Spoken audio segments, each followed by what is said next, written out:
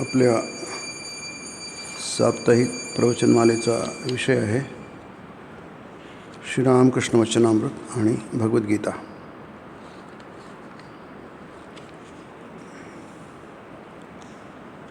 वचनामृताचा आपण 13वा अध्याय बघत आहोत आणि यामध्ये श्रीरामकृष्ण त्या छोट्या जहाजातून दक्षिण ओशनमध्ये बसून कलकत्त्याकडे जलविहार करीत आहेत.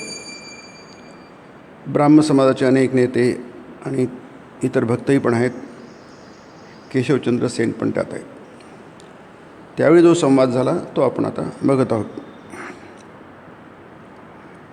आणि त्यात एक विशेष लक्षात घेण्याजोगी बाब म्हणजे श्रीरामकृष्ण जहाजात बसल्याबरोबर समाधीमध्ये प्रविष्ट होतात आणि नंतर थोड्या वेळाने त्यांना जेव्हा बाह्यज्ञान परततं त्यावेळी ते बोलतात.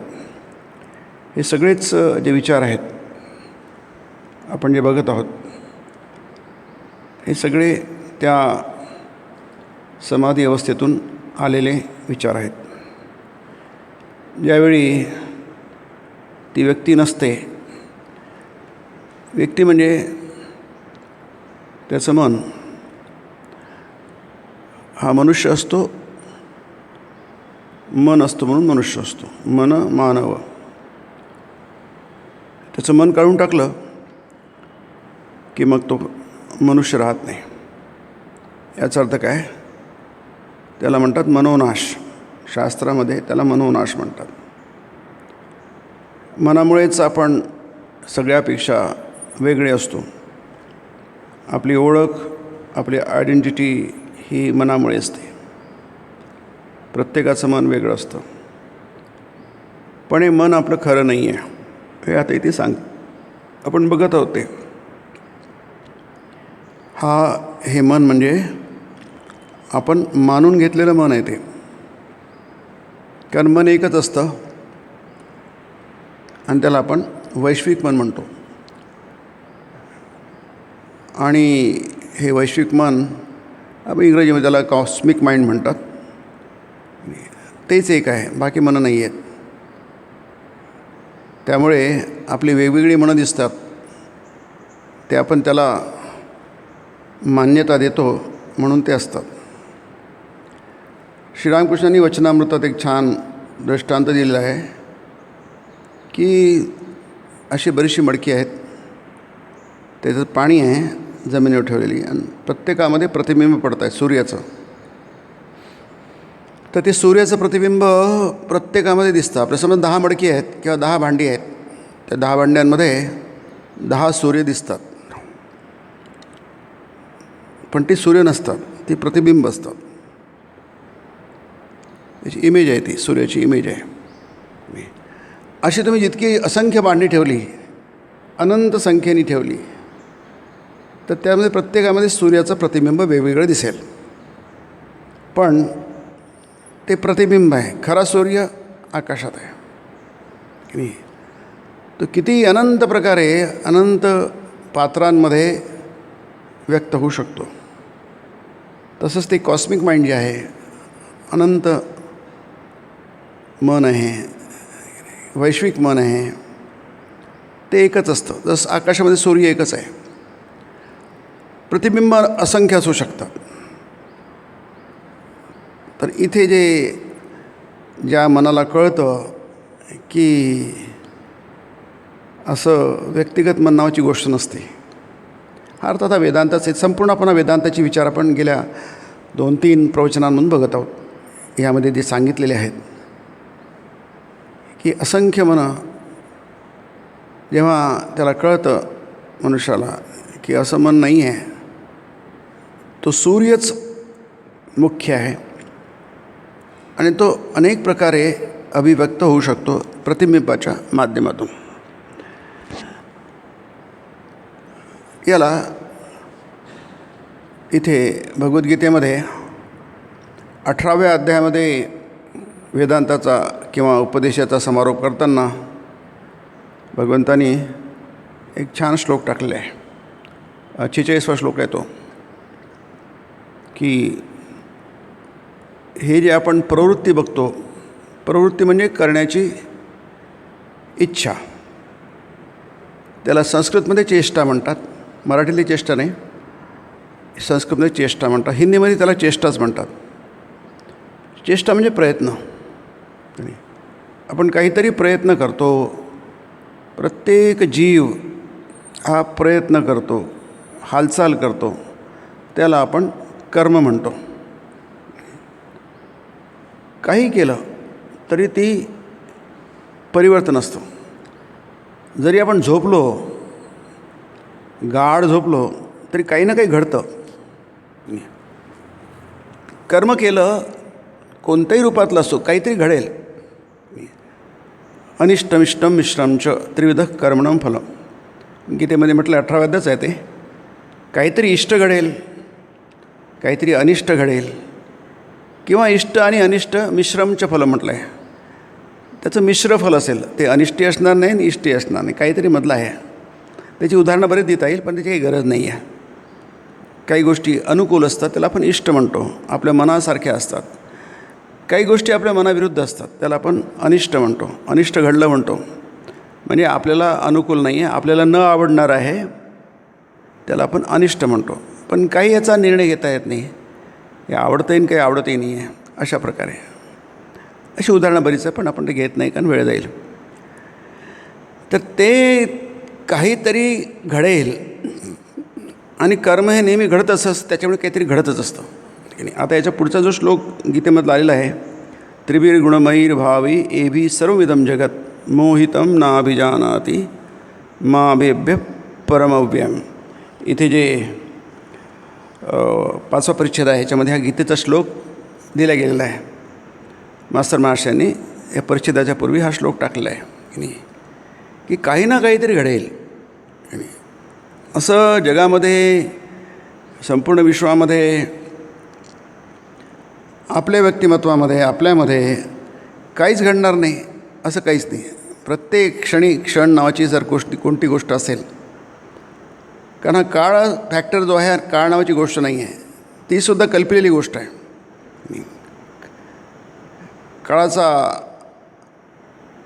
संकल्पना जी आहे, काळाची संकल्पना ही कल्पलेली संकल्पना आहे, काळ नावाची गोष्ट नाही.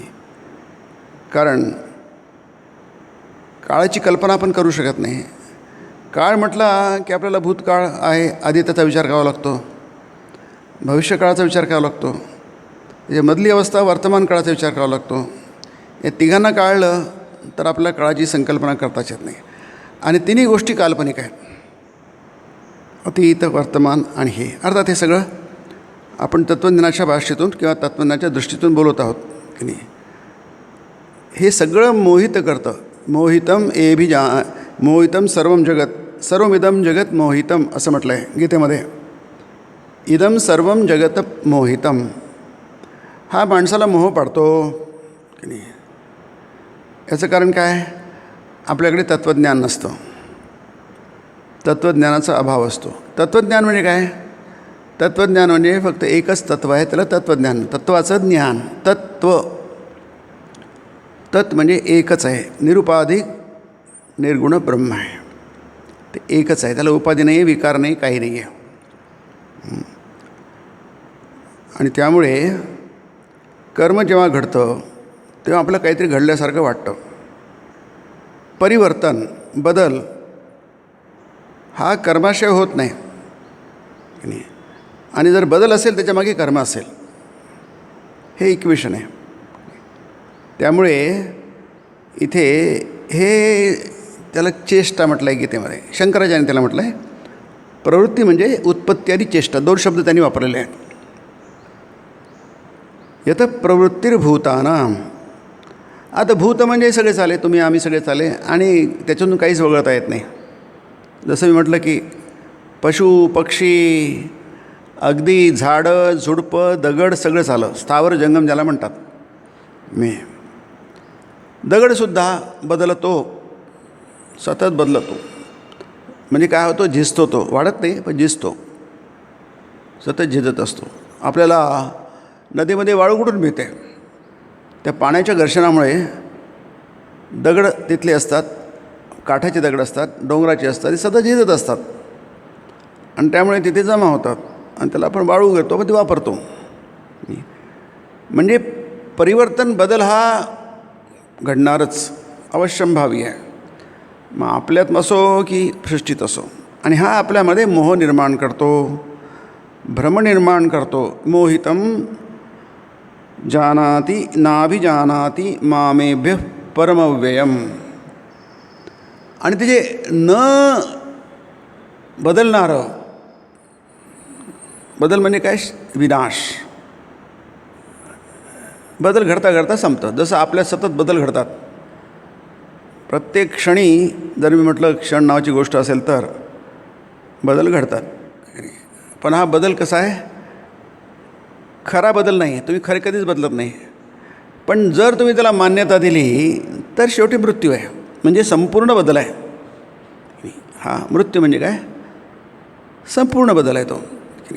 याच्यानंतर बदलाची प्रक्रिया कमीत कमी शरीराच्या बाबतीत तरी संपली.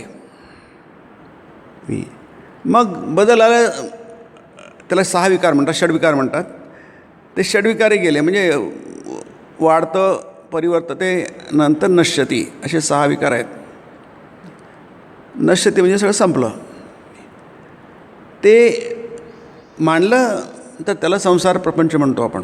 हा प्रपंचाचा, त्यालाच म्हटलं त्रिभिर गुणमयी भावही एभी सर्वमिदम जगत. हे 3 गुण आहे सत्वरजतम. हे सत्वरजतम हे सगळे बदल घडवून आणतात. आता इथे प्रश्न आपला जो आहे, जो विषय आहे तो म्हणजे तुम्ही कशाला मान्यता देता? बदलाला मान्यता देता, बदलाचा स्वीकार करता, की जे बदल नाही त्याचा स्वीकार करता की नाही? हे आपल्याकडे 2 पर्याय आहेत, विकल्प, चॉईस आहेत की नाही? साधारणतः काय घडतं? आपण बदलालाच मान्यता देतो. माझा जन्म झाला, मी लहान होतो, माझा लहानपणचा फोटो आहे, मोठे झालो मग असं घडलं, 10 वर्षांनी तसं घडलं, 20 वर्षांनी तसं घडलं. असं करता करता आता काय, घडायची प्रक्रिया कमी झाली, संथ झाली आणि घडण्याची प्रक्रिया संपली. आता हे सतत बदल होतात. आपण याला काय केलं? स्वीकारलेलं आहे, याला मान्यता दिलेली आहे. दुसरं पक्ष काय आहे की असं काहीच होत नाही, असं बिसं काहीच होत नाही. हा दुसरा पक्ष आहे. दुसरा पक्ष ज्ञानाचा आहे, विद्येचा आहे. आणि पहिला पक्ष हा अज्ञानाचा आहे. अज्ञानामुळे इथे शब्द वापरला आहे मोहितम. हा मोहित शब्द पुष्कळ वापरला आहे गीतेमध्ये, शास्त्रात खूपदा वापरला जातो. मोह म्हणजे अशी प्रक्रिया आहे की जी नाही आहे ती तुम्हाला तशी वाटते. त्याला आपण भ्रांती म्हणू शकतो, भ्रम म्हणू शकतो, मोह म्हणू शकतो. तसं काही नाही आहे नाही, पण त्याला वाटायला लागतं, त्याचं मन बदलून जातं, त्या एका विशिष्ट मोडमध्ये येतं. कोणतंही मन एका विशिष्ट मोडमध्ये आलं, एका भावनेमध्ये किंवा एका आपण त्याला म्हणू तरंगामध्ये आलं नाही, व्हायब्रेशन म्हणूया आपण, काही म्हणा तुम्ही, बरेच शब्द वापरले जातील. आलं की तसंच वाटायला लागतं ते की नाही. नंतर कळतं अरे आपलं काहीतरी गडबड झाली की नाही. जसं आपण उदाहरण देतो, गळ टाकला, माशाला तो चारा दिसतो आणि त्याला मोह होतो. त्याला वाटतं की हा चारा आहे, मला खाण्यासाठी आहे. मग काय करतो? तोंडात टाकतो, त्याच्यावर गळ पण तोंडात जातो. आणि जेव्हा तो पाण्याच्या वर येतो तेव्हा त्याला कळतं अरे आपल्याला तर मोह झाला होता, आपण कशाला खाल्लं, आता आपला जीव झाला. जळात कशाला अटकलो आपण? जसा उंदीर जळात अटकतो, उंदीर त्या ट्रॅपमध्ये अटकतो. अटकल्यानंतर त्याला कळतं अरे हे तर आपण मूर्ख चीट झालो आहे आपण. त्याला म्हणतात मोह. ते झालं, घडून गेल्यानंतर आधी किती लोकांना सांगितलं, आपलं डोकं एखादं आपण नेहमी उदाहरण बघतो आणि ते आपलं नेहमीचं उदाहरण तुमच्या व्यवहारातलं आहे. एखाद्या मुलगी किंवा एखादा मुलगा एखाद्या मुलाच्या किंवा मुलीच्या याच्यात पडतो, प्रेमात म्हणतो आपण ज्याला की नाही.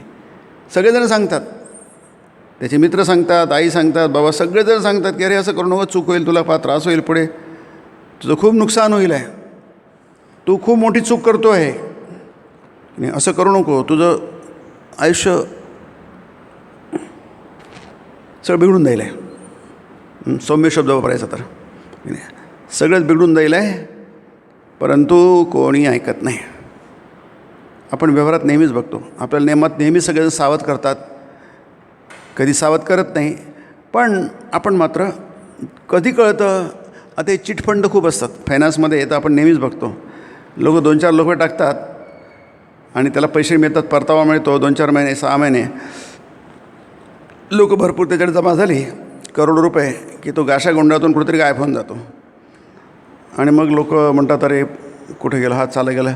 आधी विश्वास उत्पन्न करतो आणि विश्वास उत्पन्न केल्यानंतर मग आपण पूर्णपणे बेसावध होतो, निश्चिंत होतो आणि झालं की तो गायब होतो, गुप्त होऊन जातो. आता हे जे त्याच्यात पैसे टाकतात किंवा जे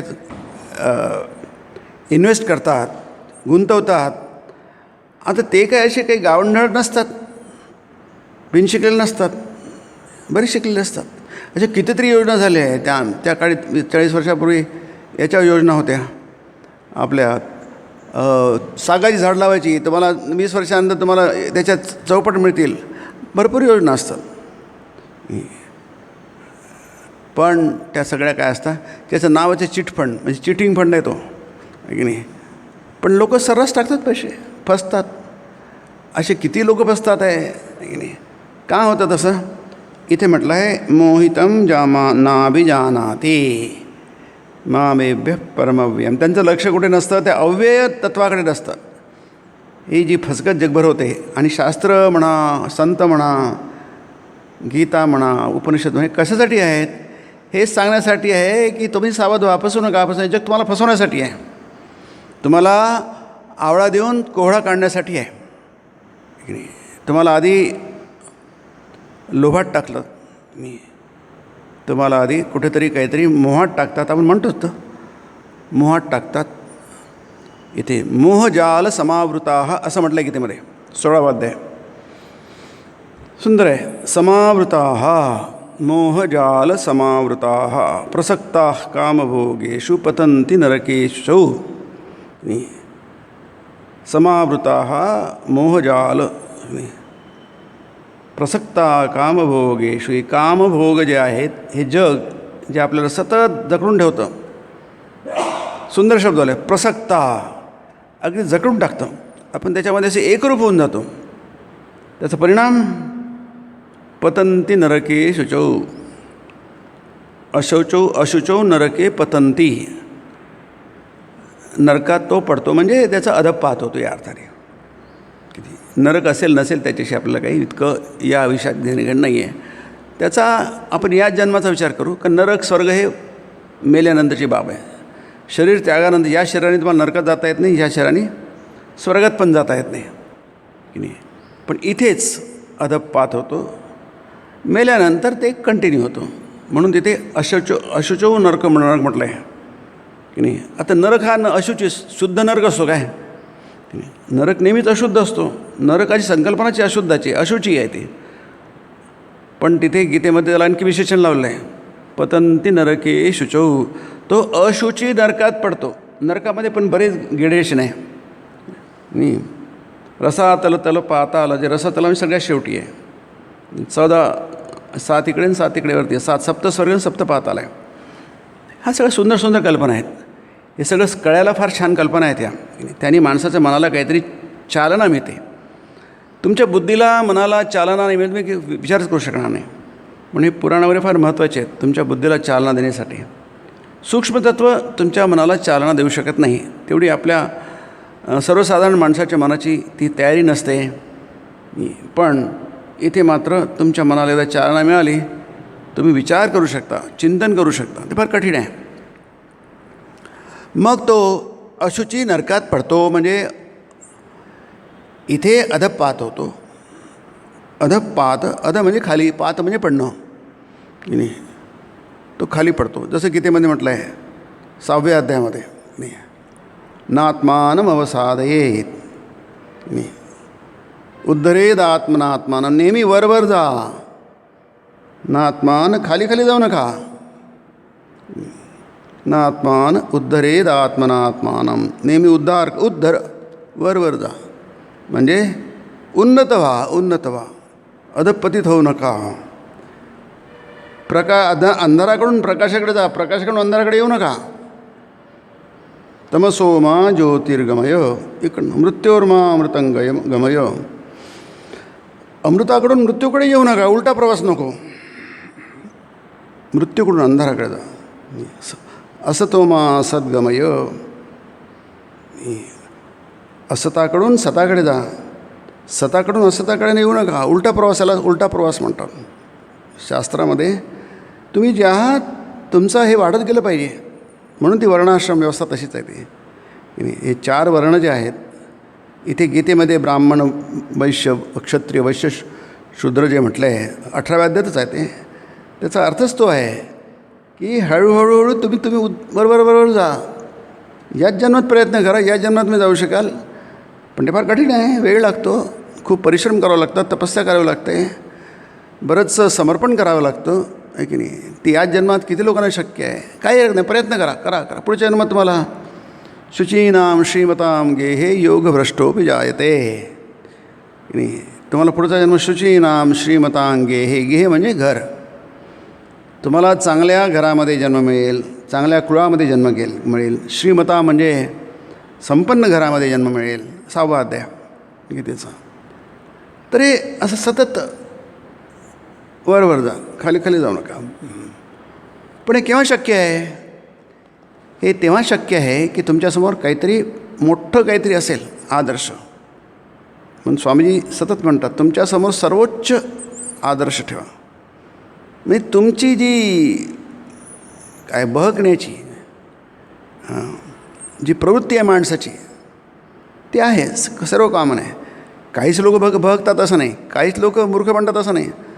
सगळं जगतच मूर्ख. इथं कारण ते कॉमनच म्हटलं आहे ना. एवी सर्वमिदम जगत म्हटलं आहे. सगळंच जग मूर्ख बनतं आहे, कारण हे मूर्ख बनवणारी प्रक्रिया आहे. आता इथे पुढे येईल आहे की एखादाच पतंग कटतो. इथे 2 ठिकाणी म्हटलं आहे, लाखो पतंगापैकी फक्त 1-2च काटले जातात. आणि त्यावेळी मग तो हे भजन आहे त्यांच्याकडे बघत आनंदाने टाळ्या पिट्टेस.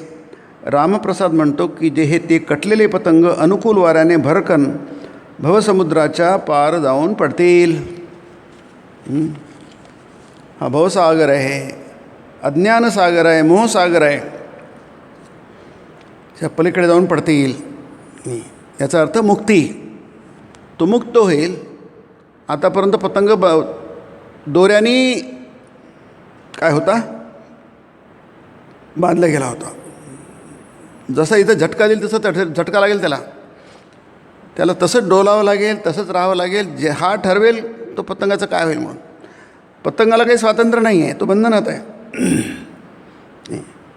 पण त्याचा कटला किंवा अनुकूल हवेच्या तरंगावर असा का जातो तो पडून जातो तो, आहे की नाही. त्यामुळे असं करता सगळेच पतंग असतात. एखादा पतंग कटतो, अनुकूल हवेने तो जातो. म्हणजे इतके जीव असतात, प्रयत्न फार कमी लोक करतात. कश्चित यतती सिद्ध ये गीता म्हणते. हजारो लाखो मनाने एखादाच कोणी प्रयत्न त्याच्या डोक्यात येतं, अरे काहीतरी करायला पाहिजे, आपण कशाला आलो या जगामध्ये आलो आहे मुक्त होण्यासाठी. आपण काहीतरी प्रयत्न मागच्या जन्मात केले असतील किंवा नसतील केले, पण या जन्मात आलो आहे. या जन्मात तुम्ही काय श्रेष्ठ काय करू शकता, बेस्ट काय करू शकता, म्हणून त्याला परमपुरुषार्थ म्हणतात. तुम्ही या जगामध्ये येऊन बेस्ट काय करू शकता, सर्वोत्तम काय करू शकता. सर्वोत्तम सक्सेस कशाला म्हणता आलं. हे सर्वोच्च सक्सेस म्हणजे आपलं हे काय आहे, मोक्ष आहे. मुक्त व्हा शरीराच्या बंधनातून, इंद्रियांच्या बंधनातून, मनाच्या बंधनातून. आम्ही शरीर नाही, कारण जन्म शरीराचा असतो.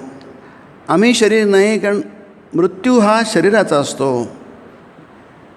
तुम्हाला मृत्यू नाही, कारण काय, तुम्हाला जन्म नाही. जन्म आहे असं म्हटलं की मृत्यू हा नक्की आहे, ध्रुव आहे. जातस्यहि ध्रुवो मृत्यू. दुसरा अध्याय, की ते निश्चित आहे. पण तुम्ही म्हटलं की आम्हाला मृत्यू नाही, तर मृत्यूची संकल्पना तुम्ही काय केली? नाकारली. आणि नुसतीच नाकारून नाही चालणार, आपण काही नाकारू शकतो. आपण गुरुत्वाकर्षणाचा नियम नाकारू शकतो, पण त्यांनी काय होणार? आपण पडलो, वरतून खाली पडलो की आपले हाड मोडणार की? कारण नियमाचा व्यतिक्रम नसतो. नुसतंच नाकारून कसं चालेल? आम्ही जेवणार नाही, मला काय होणार आहे? जेवणार नाही तर तुम्ही म्रियते, व शंकराचार्य म्हणतात म्रियते, ते मरून जाल की तुम्ही. तिथे ब्रह्माची प्राप्ती अशनाया म्हटलं आहे. अशन म्हणजे अनशन, म्हणजे न खाता तुम्ही ब्रह्माची प्राप्ती करू शकाल. कशाने ब्रह्माची प्राप्ती होते असं वर्णन बृहदारण्यकोपनिषद आहे. तर त्याचं भाष्य करता शंकराचार्य, अरे तुम्ही असं उपाशी राहाल तर मरून जाल ना. नाही, मग त्याचा अर्थ तसा नाही. तर काय, तुम्ही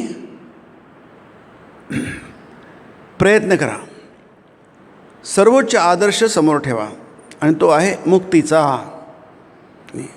तुम्ही मुक्त होऊन जा, मग तुमच्या सगळ्याच बोलण्याला, सगळ्याच गोष्टीला किंमत आहे, अर्थ आहे. आणि ते नाही केलं तर सगळ्या गोष्टी काय निरर्थक आहेत. सिंपल. हे शास्त्र म्हणतात, संत काय म्हणतात त्याच्यावर अवलंबून आहे. कारण काय, त्यांना ते कळलं, त्यांची खात्री पटली, त्यांच्यात श्रद्धा निर्माण झाली, त्याप्रमाणे ते वागले, आणि त्याप्रमाणे त्यांना फळ मिळालं. आणि म्हणून आपण संतांचं वगैरे काहीतरी बरंच काय करतो, त्याचे मोठेपण मांडतो, आणि त्यांना पण मोठं म्हणतो. मग ते अवतार पुरुष असो, कृष्ण म्हणो, राम असो, कोणी असो. याचं कारण काय, त्यांची श्रद्धाच ही जगावर नव्हती, संसारावर नव्हती, त्रिगुणमयी संसारावर नव्हती. त्यांची संस्कार त्याच्या पलीकडे जे तत्व आहे त्याच्यावर होते. म्हणून कृष्णाचं जीवन फारच आहे, ते अद्भुत आहे. ते बुचक्यात टाकणार आहे. बुचक्यात वगैरे काही नाही, कारण आपल्याला वेदांताच्या पृष्ठभूमीतून बघत नाही आहे. कृष्णाच्या जीवनामध्ये तुम्हाला हे चारही पुरुषार्थ परिपूर्ण दिसतात. हे फक्त एकच उदाहरण आहे. काम, धर्म, अर्थ, काम, मोक्ष हे चार पुरुषार्थ माणसाला सनातन धर्माने दिले आहेत. पण बहुतेक लोक अर्थ आणि काम या पुरुषार्थच मग्न असतात. ते इथे सांगितलं आहे की नाही, मोहितम. त्याच्यामुळे न अभिजानाति, म्हणून त्याला काही कळत नाही, त्याचं डोकं काम करत नाही. काय, मामेभ्य परमव्ययम, मी अविनाशी परमात्मा आहे, परब्रह्म आहे, हे त्याला काही कळत नाही. अरे तुम्ही अविनाशी तिकडे जा, मृत्यूकडून अमृत्वाकडे जा, अमृत्वाकडून मृत्यूकडे कशाला जाता? उलटा प्रवास कशाला? कृष्णाच्या जीवनामध्ये तुम्हाला हे चारही पुरुषार्थ परिपूर्ण दिसतील. म्हणून ते एक युनिक असं चरित्र आहे. म्हणून कृष्ण इतकं पॉप्युलर काय आहे, विशेष करून भारतात, काय भारताबाहेर खूप पॉप्युलर आहे कृष्ण. याचं कारण काय आहे? याचे कारण कोणी काही सांगेल, काही सांगेल. एक साधारण आपण सर्वसाधारणपणे विचार केला तर आपल्याला काय दिसतं की कृष्णाच्या जीवनामध्ये हे सनातन धर्माने, वैदिक परंपरेने जे सांगितलेले चार पुरुषार्थ आहेत, कोणामध्ये एक प्रभावी असतो, कामपुरुषार्थ प्रभावी असतो. जसं दुर्योधनामध्ये होता, रावणामध्ये होता. त्याच्यामध्ये कामपुरुषार्थ हा धृतराष्ट्रामध्ये होता. हा कामपुरुषार्थ खूप प्रभावी होता, बाकी प्रभावी होता. काम आणि अर्थ हे दोन प्रभावी होते. म्हणून ते खलपुरुष आहेत की नाही. दुर्योधन कोणी नाव ठेवत नाही आपल्या पोराचं, रावणही ठेवत नाही. एखादं कोण ठेवलं असेल गोष्ट वेगळी आहे, पण रावण साधन ठेवते. रावणाचे पुतळे जाळले जातात विजयादशमीला, दसऱ्याला. याचं कारण काय, या दोघांमध्ये हे पुरुषार्थ प्रभावी होते. अर्थपुरुषार्थ आणि कामपुरुषार्थ. धर्मपुरुषार्थ नव्हता, ते नुसते नावाला होते. दंभ आहे, तो दाखवण्यासाठी होतं. धर्मवर काही नाही त्यांच्यामध्ये. आणि मोक्ष विचारूच नका. मोक्ष पुरुषार्थाला काही हे पण नाहीच आहे, मागमूस पण नाही आहे. संतांच्या जीवनामध्ये किंवा महापुरुषांच्या जीवनामध्ये काय असतात, धर्मपुरुषार्थ हा प्रभावी असतो. पण तो एवढा प्रभावी नसतो. सगळ्यात प्रभावी असतो मोक्षपुरुषार्थ, परमपुरुषार्थ प्रभावी असतो. म्हणून ते सक्सेसफुल होतात जीवनामध्ये, यशस्वी होतात.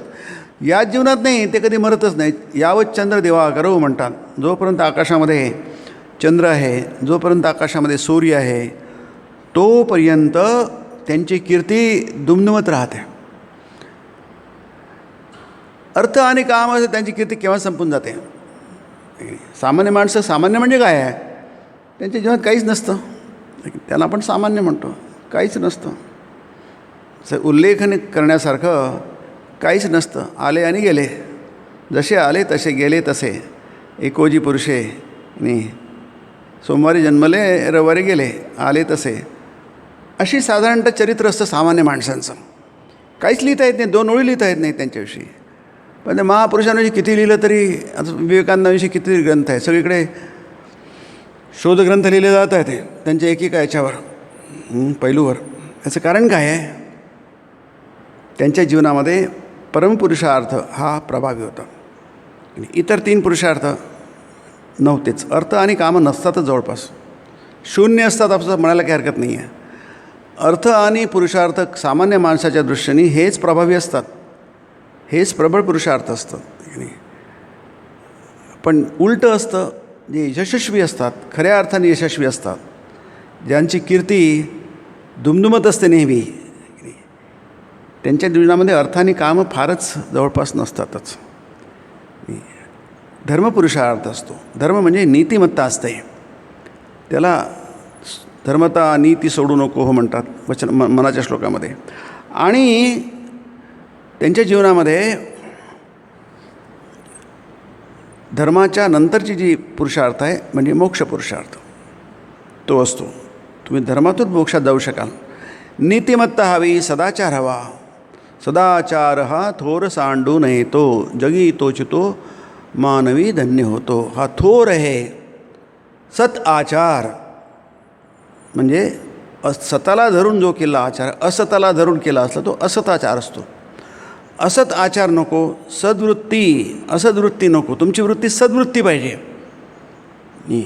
मगच आपण सफलतेकडे जाण्याचा आपला प्रवास शक्य होऊ शकेल. हा थोर आहे, ही मोठी गोष्ट आहे. आपल्या जीवनात सदाचार असणे ही फार मोठी गोष्ट आहे. जर तुम्हाला ती मोठी वाटत नसेल, तर काहीतरी मूर्खपणा वाटत असेल, ठीक आहे, तुम्ही अगदीच सामान्य व्हाल आणि खाली जाल, अधपतित व्हाल. सांडू नये तो, तो सोडू नये, त्याला त्यागू नये. कारण जो सोडत नाही, जगी धन्य तो मानवी, जगी मानवी धन्य होतो. जगी म्हणा, जनी म्हणा की नाही, तोच माणूस धन्य होतो. धन्यचा अर्थ आहे कृतार्थ होतो. तो सक्सेसफुल झाला, त्याला खऱ्या अर्थाने यश मिळालेलं आहे. म्हणून हा इथे म्हटलं आहे, मावेभ्य परमव्ययम, अव्ययम परम अव्ययम. अव्यय म्हणजे अविनाशी, जे व्यय पावत नाही, त्याच्यात परिवर्तन होत नाही. बाकी सगळ्यात परिवर्तन होतात. त्रिगुणात्मिका प्रवृत्ती म्हणजे सतत परिवर्तन परिवर्तन परिवर्तन की नाही. स्थलकालनिमित्ताच्या अंतर्गत जेवढं काही त्याला माया म्हणतात, त्यालाच मन म्हणतात.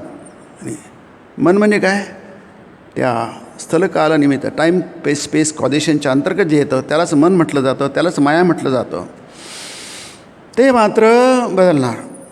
तुम्ही काही राहणार नाही. जगात काहीच राहत नसतं, सतत बदलत असतं. आणि केव्हाही ते त्याचे काही नेम नाही आहे. अनित्य म्हटलं आहे, अशाश्वत म्हटलं आहे, त्याचा काहीच भरोसा नाही आहे. केव्हा कोणती गोष्ट पटकन संपेल काही सांगता येत नाही. दिवे चालू आहे, पंखा चालू आहे, काही सांगता येत नाही, फटकन जातात ते दिवे, फटकन वीज जाते. तसंच जीवनाचं आहे. म्हणून सामान्य माणसांनी अर्थ आणि काम हे त्याला म्हणू नको, आम्हाला नको असं म्हणून चालत नाही, कारण ते अशी घडलेलं नाही आहे. धर्माचा आधार घेऊन अर्थकामाचा तुम्ही विचार करा की नाही. धर्माला सोडू नका. सदाचार हा थोर सांडू नये तो की नाही. आणि हळूहळू का होईना तुम्ही मोक्षाकडे वाटचाल करा. पण कृष्णाच्या जीवनामध्ये जर बघितलं तर 4ही पुरुषार्थ दिसतात, पूर्णांशाने दिसतात. आहे की नाही. आश्चर्य आहे की नाही. हे फार मोठं आश्चर्य आहे. असं चरित्र तुम्हाला इतिहासात सापडणार नाही. 4ही पुरुषार्थ प्रबळ आहेत की नाही. आणि तरी तो महान आहे, सगळ्यांना आपला वाटतो. तो कृष्ण हा सगळ्यांना आपला वाटण्याचं कारण काय, सामान्य लोकांसारखं सामान्य आहे, महान लोकांसारखं महान आहे, युगपुरुष आहे, युगप्रवर्तक आहे, जगद्गुरू आहे, सगळंच काही आहे, हेही आहे. अरे असं असून तुम्ही जाऊ शकता. म्हणजे कर्मयोग, गीतेचं महत्त्व तेच आहे. गीता हा समन्वय योग आहे की नाही. सगळेच योग आहे, सगळ्याच प्रकारे तुम्ही करू शकता. सामान्य माणसाला ऋषीमुनींसारखं गुहेत जाऊन 24 तास चिंतन करता येत नाही, शक्यच नाही त्याला, शक्य नाही. म्हणजे त्याला वेळ नाही असं नाही आहे, वेळ फालतू गोष्टी आहेत, आहे की नाही. त्याची ती क्षमता नाही आहे मेंदूची, त्याचं शरीर तसं नाही आहे, संस्कार तसे नाही आहे, मेंदू मन तसं नाही आहे, बुद्धी तशी नाही आहे, तर यंत्रच तसं नाही आहे. यंत्र बेकार झालेलं आहे, ती यंत्रामध्ये काही विशेष अर्थ नाही आहे. एवढी मोठी धेप त्याला काही घेताच येणार नाही. हनुमान एका उडीमध्ये तो लंकेत जाऊन पडला, तिथे शिरला. आपल्याला कुठे जमतं, आपण विचारच करू शकत नाही. एका उडीमध्ये समुद्रातून कोटीच्या कोटी उड्डाणने झेपावे वगैरे उत्तरेकडे मंदातिसारिखा द्रोण उत्पाटीला बळे, जे काय अद्भुत वर्णन आहे हनुमंताचं, ते हनुमंताला शक्य होतं. बुद्धिमत्ता वरिष्ठम असं म्हटलं आहे. तो बुद्धिमान लोकांमध्ये वरिष्ठ होता, सगळ्यामध्ये तो श्रेष्ठ होता की नाही. त्याच्यामध्ये इथे 2 गोष्टी सांगितल्या आहेत. एक म्हणजे मोह टाकणारी, मोहात टाकणारा, आणि एक म्हणजे मोहापासून सुटका करणारा की नाही, मोहापासून पलीकडे जाणं. आता या दोन्ही गोष्टी ज्या आहेत, आता याच्या पलीकडे पण हे पण येईल आहे की बंधन आणि मुक्ती. श्रीरामकृष्ण केशव वगैरे म्हणत आहे बंधन आणि मुक्ती या 2 गोष्टी संकल्पना आहे की नाही. दैवी संपद विमोक्षाय निबंधाया सुरीमता 16वा अध्याय की नाही. असं समजलं जातं मता, आणि ते तसंच आहे की तुमच्याकडे जर दैवी संपत्ती असेल, दैवी संपत्ती गीतेमध्ये 16व्या अध्यायात भरपूर सांगितले आहे आणि संपूर्ण गीतेमध्येच आहे. संपत्ती आहे, लक्षात घ्या. ती जशी पैसे असतात ना, नोटा असतात, करन्सी असते, तशीच ती संपत्ती आहे. ती फक्त तुम्हाला अशी दिसत नाही आहे, तुम्हाला जीवनातून दिसते, त्याच्या वागण्यातून दिसते, व्यवहारातून दिसते की नाही. ती दैवी, आता दुर्योधनाच्या वाद्यातून दिसते, धृतराष्ट्राच्या वागण्यातून दिसते. त्याच्याकडे दैवी संपत्ती आहे की आसुरी संपत्ती आहे की नाही. तो दैवी संपदाने संपन्न आहे की आसुरी संपत्तीने संपन्न आहे हे आपल्याला दिसतं. ते समृद्धी कशात आहे. दैवी असेल विमोक्षाय, ती मोक्षाला कारण होते. तुम्ही मुक्त व्हाल, अज्ञानातून मुक्त व्हाल, मोहातून मुक्त व्हाल की नाही, खऱ्या अर्थाने मुक्त व्हाल. जवळ मुक्त तो किती आनंदात असतो. समजा एखादा उंदीर पिंजऱ्यात सापडला आणि काहीतरी कारणाने तो उघडताना पळून गेला, त्याला किती आनंद होईल बरं. तुम्ही कल्पना करा त्याच्या आनंदाची. तो बंधनात असताना आणि तो कोणत्याही कारण सुटकला, पक्षी पिंजऱ्यात आहे, सुटकला आहे की नाही, तर किती आनंद होईल आहे. बंधनातून मुक्ती झाली. ज्या दिवशी 15 ऑगस्टला मध्यरात्री भारत स्वतंत्र झाला, सगळा भारत जोश करत होता, उल्हासात सेलिब्रेट करत होता. आम्ही इतके दिवस पारतंत्र्यात होतो, 1000 वर्ष, 800 वर्ष, 900 वर्ष, जे काय असेल ते. आज आम्ही मुक्त झालो की नाही. मुक्तीचा आनंद. हे मुक्ती जी आहे ही संकल्पना फार अद्भुत आहे की नाही. म्हणून आणि बंधन काय आहे आणि मुक्ती काय आहे. बंधन आलं कुठून आणि मुक्ती कुठून आली. बंधनाचं मूळ काय आहे आणि मुक्तीचं मूळ काय आहे. मूळ म्हणजे कारण. कारणाशिवाय कार्य घडत नाही. बंधन आणि मुक्ती हे कार्य आहे, म्हणजे घडलेली गोष्ट आहे, त्याला कार्य म्हणतात. इफेक्ट म्हणतो त्याला आपण, कॉज आणि इफेक्ट की नाही, त्याचा परिणाम, त्याला गती म्हणतात की नाही. सद्गती म्हणजे सत्कार्य केली तुमची सद्गती होईल आहे. गती म्हणजे परिणाम, तुम्ही कुठे जाऊन पोचाल की नाही, या अर्थाने. बंधनाची मूळ काय आहे. बंधनाचं बंधन आलं कुठून. तुम्ही बंधनात का पडता की नाही.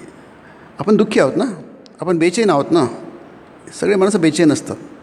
लहान मुले बेचैन असतात, मोठी माणसं बेचैन असतात. वृद्धस्तावत चिंतामग्न असं शंकराचार्य म्हणतात. झालं वय झालं की माणूस चिंतेत असतात, डोक्यात कपाळावर हात देऊन बसतात. असं का. ज्ञानोगात फार सुंदर वर्णन केलं स्वामींनी. सगळं निघून गेलं, आता आमच्या हातात काही झाले वगैरे वगैरे वगैरे, हे सगळंच तुम्हाला इथे अनुभव आहे. वृद्धस्तावत चिंतामग्न, सगळं चिंता. चिंताम परिमेयांच प्रलयांताम उपाशिता. 16वा अध्याय म्हणतात किती चिंता आहेत माणसाला. मोजू नका, तुम्हाला मोजता येणार नाही. अपरिमेयांच, लहानपणाला चिंता असतात. मोठ्या माणसाचं ठीक आहे, त्याच्या जबाबदारी असतात, काहीतरी असतात, काहीतरी कारण तरी देता येईल आपल्याला. ते किती खोटं असो ना, पण काहीतरी कारण सांगता येईल. लहान मुलांना कोणतं कारण असतं, तोही चिंतेत असतो नेहमी आहे की नाही. त्याला जे पाहिजे ते त्याचं होत नाही, त्याला जे पाहिजे ते मिळत नाही. अभ्यासाची टुणटुण त्याच्या मागे नेहमी असते, त्याला खेळायला कमी वेळ मिळतो, टी व्ही बघू देत नाही. शेकडो कारणं त्यालाही असतात, त्यालाही चिंता असतात. किती अपरिमेयांच, त्याचं तुम्ही मोजूच नका, त्या इतक्या चिंता आहेत. त्याची पलीकडे जाऊन सांगतात इतक्या आहे की तुम्हाला मोजता येणार नाही, केव्हापर्यंत मोजता येणार नाही. प्रलयांतामुपाश्रिता, म्हणजे प्रलय म्हणजे मृत्यू, आपला व्यक्तिगत मृत्यू, व्यष्टी मृत्यू म्हणतात, आणि समष्टी मृत्यू म्हणजे सगळी सृष्टी जेव्हा नष्ट होईल त्याला अब्जावधी वर्ष लागू शकतात. परंतु त्याची सोडून द्या, सृष्टीचा लय सोडून द्या. माणसाचा मृत्यू होतो त्याला लय म्हणतात. प्रलय, लय, प्रलय एकच आहे की नाही. तोपर्यंत तुम्हाला पुरतील त्या चिंता, इतक्या चिंता. समजू नका की आम्ही नंतर आता हळूहळू संपवून टाकू. जसं आपल्याकडे काही गोष्टी असतात ना, समजा पैसे आपल्याकडे, आपण खर्च केले संपून जाता, हळूहळू संपता संपून गेले पूर्ण. तसे चिंता होता होता वाटून घेतल्या आपण, संपून टाकलं, आता काय राहणार नाही आहे, शिल्लक राहणार नाही. असं नाही आहे, ते चिंता संपणार नाही, तुम्ही संपून जाल. चिंता काही संपायला रिकाम्या नाही आहेत. ते तर पुढच्या जन्मात तुम्हाला त्याच चिंता पुन्हा घेरतील, तुम्हाला अजून पकडतील. या जन्मात चिंता आल्या कुठून? त्या सगळ्या गेल्या जन्मातल्या चिंता इकडे आल्या, ट्रान्सफर झाल्यात आहे की नाही. जसं आपण अकाउंट ट्रान्सफर करतो या बँकेतून त्या बँकेमध्ये, तसा तिकडलं इकडे ट्रान्सफर झालं आहे, आणि पुढे ते ट्रान्सफर होतील तिकडे, जर तुम्ही मुक्त झाले नाहीत तर. त्यामुळे हे बंधनं आले कुठून, आणि तसं ती मुक्ती आली कुठून येईल ती नाही. मी तर समजून सांगितलं आहे, बंधन येतं त्रिगुणामधनं, मायेमधनं. जसं आपण 7व्या अध्यायातलं बघतो ना, दैवी एषा गुणमयी मम माया दुरत्या. ही दैवी दुरत्या मम माया ही ती सगळं उत्पन्न करते, बंधन उत्पन्न करते. त्याच्या पुढचा हा विषय असाच आहे की नाही. इथे ती बंधन उत्पन्न करते आणि तीच बंधनातून मुक्त करते. हा म्हणजे वैदिक अद्वैत तत्त्वज्ञानाचा गाभा आहे की नाही. बंधन कुठून तरी आलं, मुक्ती कुठून तरी आली असं नाही आहे. इथं सैतानाची संकल्पना नाही आहे की नाही. एक जण तुम्हाला, एक देव आहे आणि एक सैतान आहे अशी संकल्पना वेदांतात नाही आहे की नाही. तीच तुम्हाला बंधनात टाकते, तीच तुमची वेळ आली की तुम्हाला मुक्त करते की नाही. एकच तत्त्व आहे. कारण काय, कारण खऱ्या अर्थाने बंधनही नाही आणि मुक्ती नाही आहे. बंधन जर खरं असतं, मुक्ती खरी असती, तर मग मुक्ती मिळणं अशक्य झालं असतं. बंधन जर खरं असतं तर मुक्ती मिळणं अशक्य झालं असतं. शक्यच नाही आहे, खरं बंधन आहे ते की नाही. मग ते तुम्ही मुक्त होणार कसे? बंधन हे खरं नाही आहे, हे भ्रांती आहे, म्हणून मुक्तीसुद्धा भ्रांती आहे की नाही. पण आज मात्र तुम्ही प्रयत्न करा, त्रिगुणाच्या कक्षेत राहूनच परत त्याच्या पलीकडे जाण्याचा प्रयत्न करा की नाही. उदासीनवत आसीन गुणैर्योन विचाल्यते 14व्या अध्यायात म्हणतो. या त्रिगुणांमध्ये तुम्ही उत आसीन त्याच्याबरोबर जा, त्याच्या अंतर्गत राहू नका. देवाला प्रार्थना करा की नाही. मामे वये प्रपद्यन्ते, मला शरण या. भगवंत म्हणतात मला शरण या, मी माझ्याकडे ती जबाबदारी आहे, मी तुला मुक्त करून टाकेल. समुद्धरता अहम समुद्धरता मृत्यूसंसार सागरात की नाही. मी तुझा उद्धार करण्याची जबाबदारी माझी मग की नाही. कारण काय, मामेभ्य परमव्ययम, मी अविनाशी परब्रह्म आहे की नाही. याचा अर्थ असा आहे की तुमची मुक्ती नावाची कल्पनाच नाही आणि बंधन नावाची कल्पना आहे. फक्त आज तुम्हाला वाटतं आहे की मी बंधनात आहे, माझ्या खूप शेकडो चिंता माझ्या मागे लागलेल्या आहेत, त्यातून कसं सुटायचं मला कळत नाही आहे. पण माणसाला कळलं की अरे चिंता काही नाही, असं नाहीच आहे. कुठलं चिंतन कुठलं काय की नाही. नुसत्या विचारानेसुद्धा तुम्ही तुमचा भार डोक्यावरचं कमी होऊन जाईल, संपून जाईल. तुम्ही झटकून दिलं की झालं, झटकलं गेलं ते. तुमच्या खांद्यावर समजा तुम्ही कळलं की माकड बसलेलं आहे, म्हणजे खरोखरच माकड बसलेलं आहे असं वाटतं मला. तुम्ही झटकून टाका ते. कुठं माकड आणि कुठं काहीच नाही आहे. कुठलं माकड आणि कुठलं काय, तुमच्या खांद्यावर काहीच नाही आहे. ही जी संकल्पना आहे बंधनाची, ही सुद्धा तुम्ही स्वीकारलेली आहे, मान्य केलेली आहे, त्याला ॲप्रोबेट केलेलं आहे. त्यामुळे ती तुम्हाला छळते आहे. म्हणजे ते म्हटलं आहे मामेभ्य परमव्यम. तिच्याच दोहींची कर्तृतीच, तिच्याच मायाप्रभावानं संसारी जीव कामिनी कांचनाच्या खोड्यात अडकलेले असतात आणि तिची दया होताच परत मुक्त देखील होतात. ती भवबंधनहारिणी भवतारिणी. भव म्हणजे संसारातून तारण करून घेऊन जाणार आहे, ती तुम्हाला पार घेऊन जाईल. भवबंधनहारिणी, भवाची बंधनं तोडून टाकेल तुमची सुटका करेल.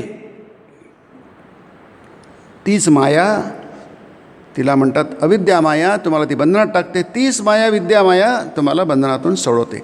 2 तत्व तुम्ही मान्य केले की नाही, गॉड अँड सैतान, तर मग ते तत्त्वज्ञानाच्या दृष्टीने ते तर्कदुष्ट आहे, इलॉजिकल आहे ते की नाही.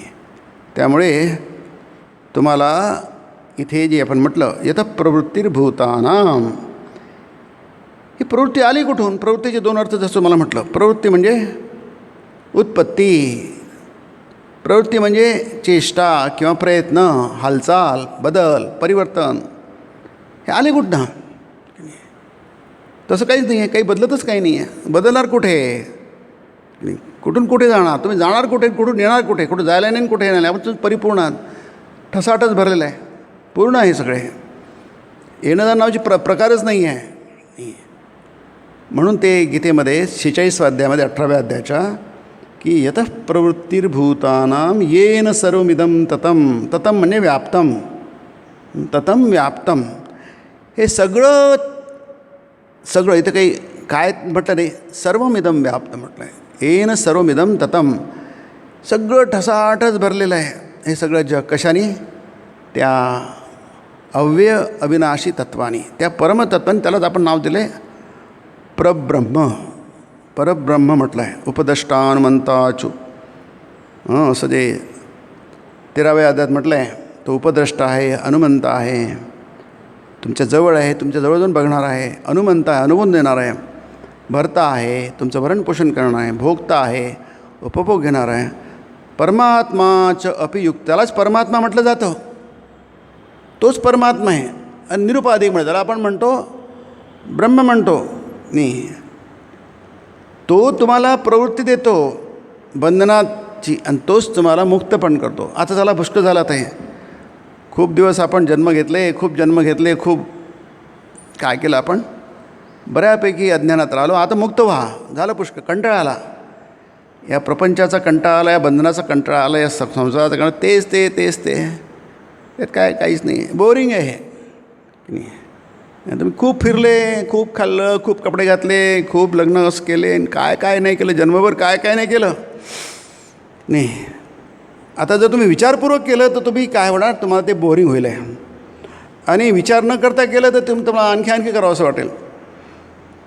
आणखी ते कधी संपणारच नाही. ते तुम्हाला असं कधी वाटणारच नाही की झालं की पुष्कळ, आता काय किती करायचं, तेच ते काय. इट्स व्हेरी बोरिंग आहे, ते रिपिटेशन आहे की नाही.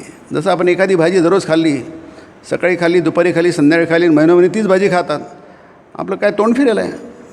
कारण काय, तीच रिपिटेशन आहे ते.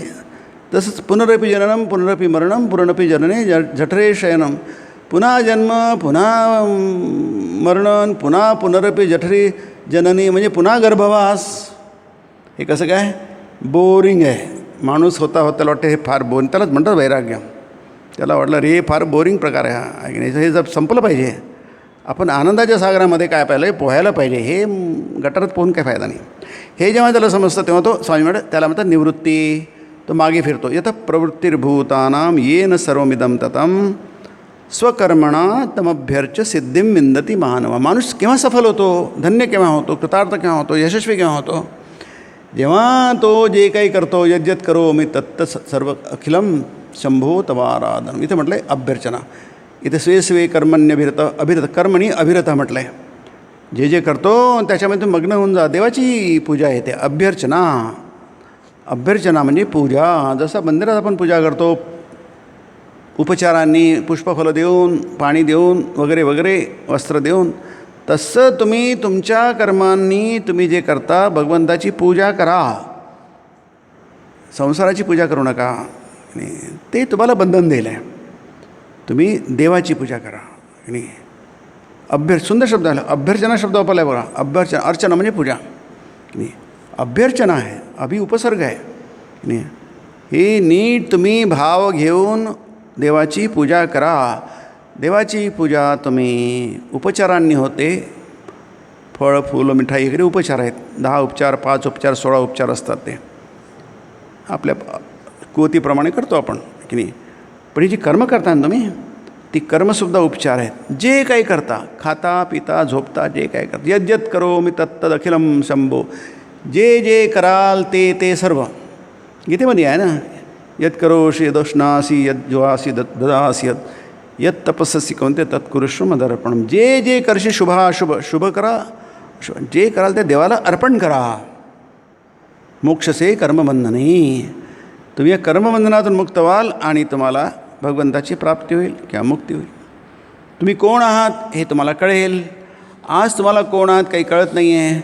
तुम्ही काय समजता, मी मनुष्य आहे, मी पुरुष आहे, मी स्त्री आहे, मी अमुक वयाचा आहे, तुम्ही तमुक वयाचा आहे, मी मूर्ख आहे, मी शहाणा आहे, मी श्रीमंत आहे, मी गरीब आहे, हे सगळे भेद आहेत. आणि हे आज आहे उद्या काही नाही, त्याला अर्थच राहणार, ते निरर्थक आहे सगळे. ह्या सगळ्या गोष्टीवर काळाचा अधिकार चालतो की नाही, काळाच्या अंतर्गत येतात, हे सगळे निरर्थक होऊन जातात.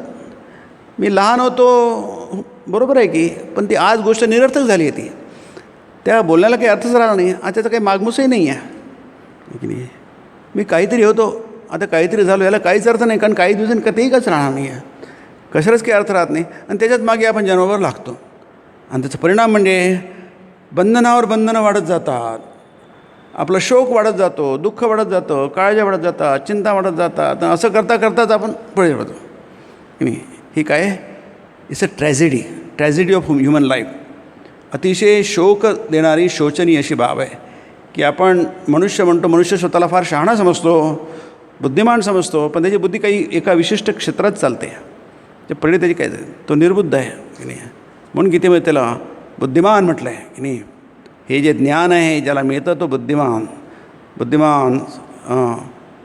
15व्या अध्यायामध्ये 3ऱ्या अध्यायामध्ये त्याला बुद्धिमान म्हटलेलं आहे. तर ही जी संपूर्ण संकल्पना जी आहे बंधन आणि मुक्तीची की नाही, ही बंधन आणि मुक्तीची संकल्पना संपूर्ण शास्त्राधारित आहे की नाही, स्वैरकल्पना नाही ती. आणि दोघींचंही एकच तत्त्व आहे की नाही, दोन तत्त्व नाही आहे. त्यालाच म्हटलं आहे अद्वैत तत्त्व आहे ते की नाही. तर हे फार सुंदर श्रीरामकृष्णांच्या संवादातून हे आपल्याला नाही, गीतेचा आधार घेतो आहे आपण, दोन्ही ग्रंथांचा आधार घेतो आहे.